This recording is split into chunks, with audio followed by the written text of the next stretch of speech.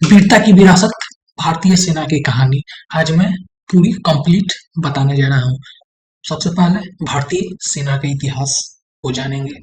भारतीय सेना का इतिहास उतना ही समृद्ध और विविध है जितना कि वह राष्ट्र जिसकी वह रक्षा करती है। यह एक ऐसी कहानी है जो समय के साथ विकसित हुई है और हर मोड़ पर नए अध्याय भारतीय सेना में जुड़े गए हैं। 18वीं शताब्दी में अपनी छोटी सी शुरुआत से लेकर आज के आधुनिक समय में अपनी शक्ति तक सेना लगातार विकसित हुई है। बदलते खतरों और जगहों के हिसाब से खुद को भारतीय सेना ढालती रही है। यह विकास न केवल तकनीकी और राजनीतिक था बल्कि मानसिकता और दृष्टिकोण में भी था।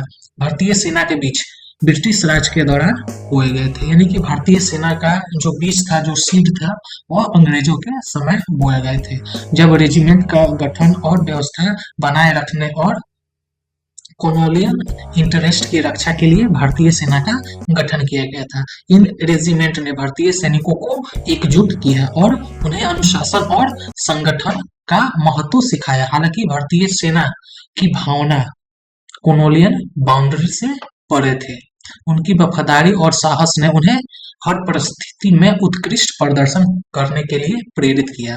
भारतीय सैनिकों ने दोनों विश्व युद्धों में वीरता से लड़ाइयाँ लड़ी और घर से दूर युद्ध के मैदान में अपनी बहादुरी साबित की।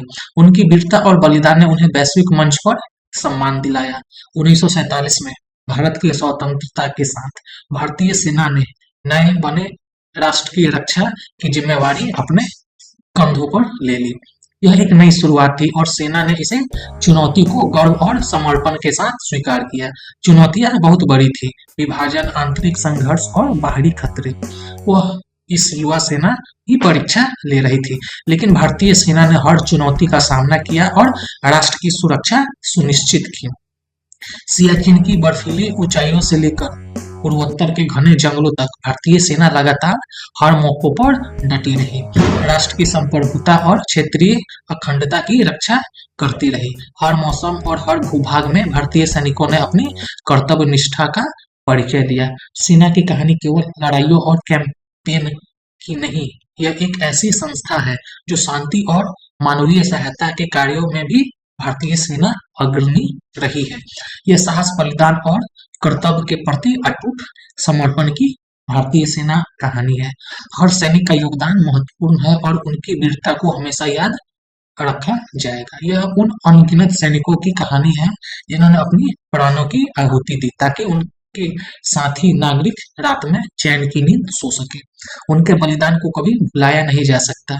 वीरता की यह विरासत आज भी भारतीय की पीढ़ियों को प्रेरित करती आ रही है।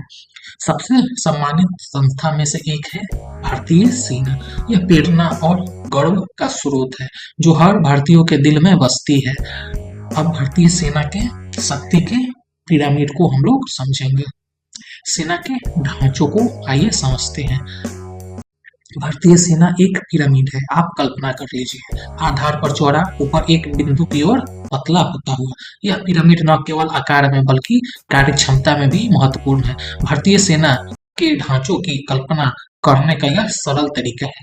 यह ढांचा हमें सेना की संरचना और उनके कार्य प्रणाली को बेहतर ढंग से समझने में मदद करता है।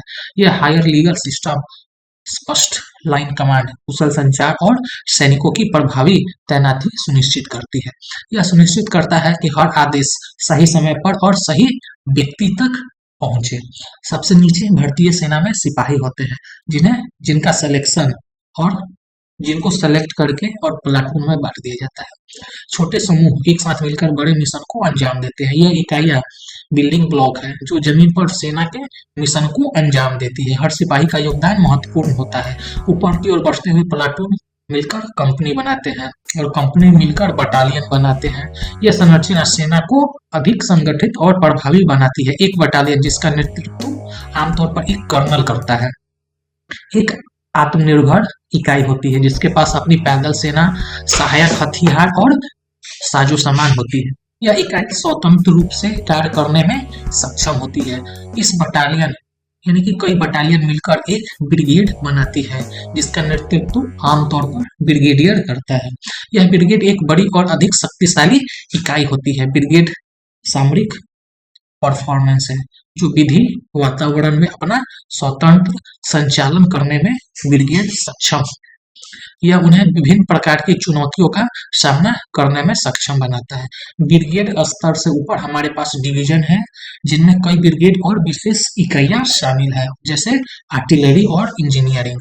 ये इकाइयां सेना की ताकत को और बढ़ा देती है। डिवीजन शक्तिशाली परफॉर्मेंस है, जिन्हें अक्सर बड़े पैमानों पर ऑपरेशन के लिए तैयार किया जाता है। यह परफॉर्मेंस सेना की रणनीतिक क्षमता को दर्शाते हैं। पिरामिड के शीर्ष पर क्रॉप्स है, जिनमें से प्रत्येक एक विशिष्ट भौगोलिक क्षेत्र के लिए जिम्मेवार है।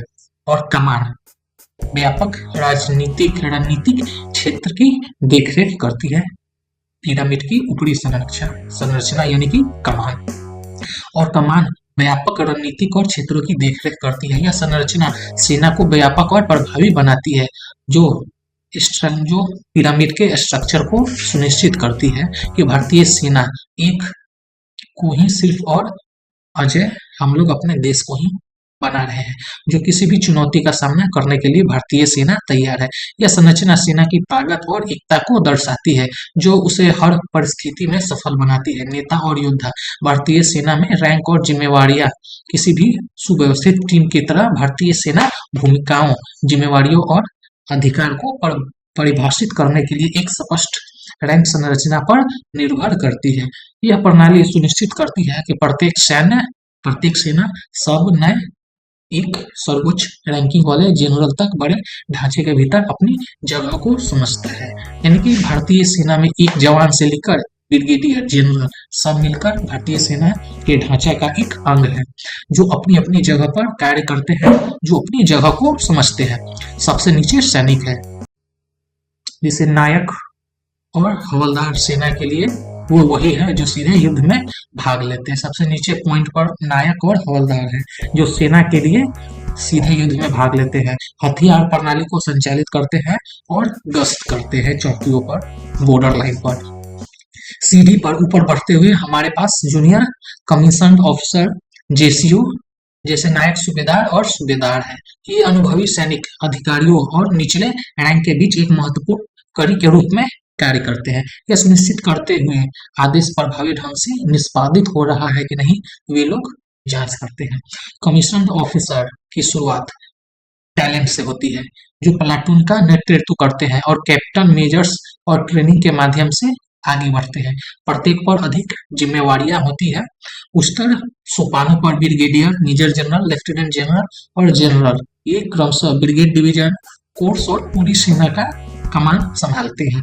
भारतीय सेना में रैंक संरचना केवल यानी कि पद के अनुक्रम के बारे में नहीं है, यह नेतृत्व, अनुभव और विश्वास के बारे में है। प्रत्येक बैंड यानी कि प्रत्येक ब्रिगेड विशिष्ट जिम्मेवारियों और हमारी अपेक्षाओं का वहन करती है, जो सेना की समग्र प्रभावशीलता में योगदान करती है। सबसे उन्नत भारतीय सेना की विशेष इकाइयां हैं। ये इकाइयां भारतीय सेना की रीढ़ है, जो असाधारण कौशल और समर्पण के साथ देश की रक्षा करती है।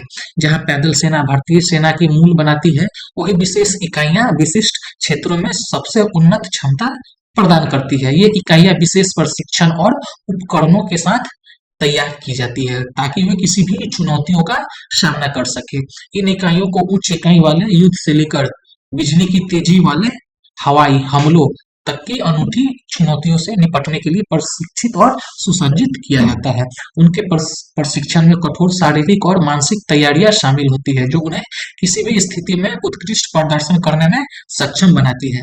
ऐसी ही एक विशिष्ट इकाई है पारा कमांडो, जो दुश्मनों की रेखाओं के पीछे सटीक हमले करने के लिए अपनी क्षमता के लिए प्रसिद्ध है। ये कमांडोज गुप्त मिशन में विशेषज्ञ होते हैं और उन्हें सबसे कठिन परिस्थितियों में भी सफलतापूर्वक संचालन करने के लिए प्रशिक्षित किया जाता है। ये उच्च प्रशिक्षित सैनिक पैराशूट संचालन, नजदीकी मुकाबलों और अपरंपरागत युद्ध में विशेषज्ञ होते हैं।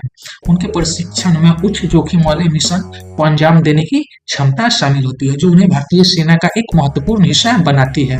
फिर आते हैं मार्कोस, जो भारतीय नौसेना की विशेष बल इकाई है, जिसे समुद्री युद्ध, आतंकवाद विरोधी और बंधक बचाव के लिए प्रशिक्षित किया जाता है मार्कोस को। मार्कोस को समुद्री वातावरण में संचालन करने के लिए विशेष रूप से प्रशिक्षित किया जाता है, जिससे समुद्री सुरक्षा के लिए अनिवार्य बन जाते हैं। उनके अभियान में अक्सर चुनौतीपूर्ण जलीय वातावरण में गोपनीय गति और सटीक हमले शामिल होते हैं। मार्कोस की विशेषता उन्हें समुद्री आतंकवाद और अन्य समुद्री खतरों से निपटने में सक्षम बनाती है।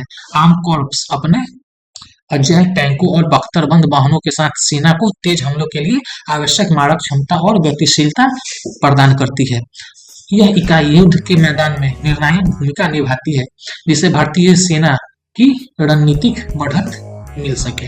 प्रसिद्ध चीन युद्ध से लेकर आधुनिक, यानी कि प्रसिद्ध चीन में जो युद्ध हुए से लेकर आधुनिक अर्जुन टैंक तक आर्मर्ड कोर युद्ध के मैदान में एक महत्वपूर्ण मुकाबला करते हैं। उन्हें टैंक और बख्तरबंद वाहन दुश्मनों की रेखाओं को तोड़ने और महत्वपूर्ण लक्ष्यों को नष्ट करने में सक्षम होते हैं। अंत में हमारे पास आर्टिलरी रेजिमेंट आती है। युद्ध के देवता जो जमीनी सैनिकों की लंबी दूरी की गोलाबारी सहायता प्रदान करते हैं, आर्टिलरी। यह इकाइयां युद्ध के मैदान में महत्वपूर्ण भूमिका निभाती है, जिससे दुश्मनों की स्थिति कमजोर होती है और हमारे सैनिकों को आगे बढ़ने का अवसर मिलता है। उनमें होवित्जर और रॉकेट लॉन्चर जैसे विनाशकारी प्रहार वेलू करते हैं आर्टिलरी सैनिक। युद्ध के मैदान में वे नए आकार देते हैं और दुश्मन के ठिकानों को बेअसर हमारी आर्टिलरी करते हैं। उन्हें लंबी दूरी की मारक क्षमता, जिन्हें युद्ध के मैदान में एक महत्वपूर्ण ताकत बनाती है। ये विशेष इकाइयां प्रत्येक अपनी अनूठी क्षमताओं के साथ विविध ऑपरेशन वातावरण में भारतीय सेना को बहुमुखी प्रतिभा और प्रभावशीलता में ये आर्टिलरी योगदान करते हैं, जिनकी विशेषज्ञता और समर्पण भारतीय सेना को दुनिया की सबसे प्रभावी सेनाओं में से एक सेना बनाती है।